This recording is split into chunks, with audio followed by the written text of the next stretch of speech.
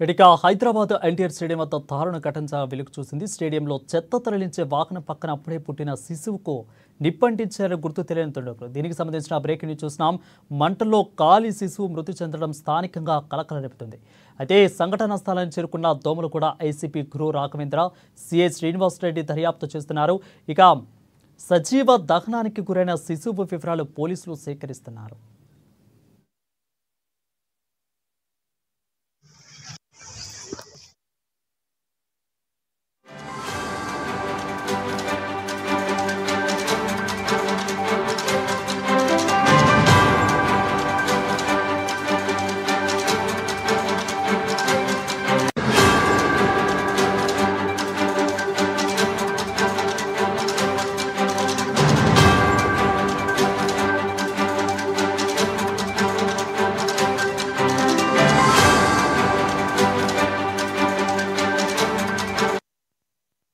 మానవతా విలువలు మంటగలిసిపోతున్నాయనడానికి ఇదొక దృశ్యం కారణంగా చెప్పవచ్చు. అయితే హైదరాబాద్ ఎన్టీఆర్ స్టేడియం వద్ద దారుణ ఘటన వెలుగు చూసింది.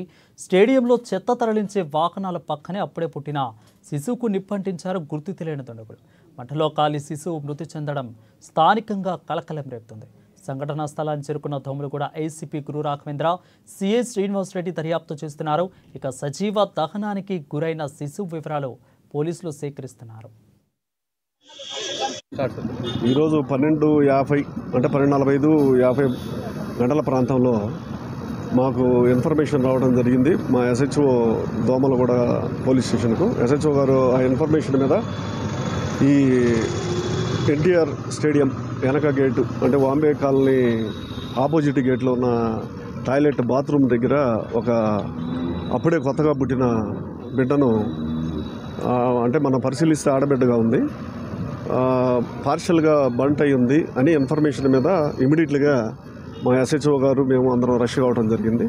ఇక్కడికి వచ్చి చూస్తే బ్యాక్ సైడ్ ఉన్నటువంటి gate NTR stadium back side ఉన్న గేటు అక్కడే మన దగ్గర టాయిలెట్ పక్కనే గోడ కానుకొని కొద్దిగా పార్షల్గా బంట్ చేసినట్టుంది.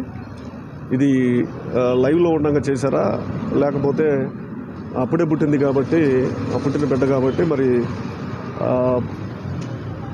ఏమైనా చనిపోయిన తర్వాత తీసుకొచ్చి ఎవిడెన్స్ని సాక్ష్యాన్ని మరుగుపరచడానికి చేశారా అనే విషయంలో మేము దర్యాప్తు స్టార్ట్ చేశాము.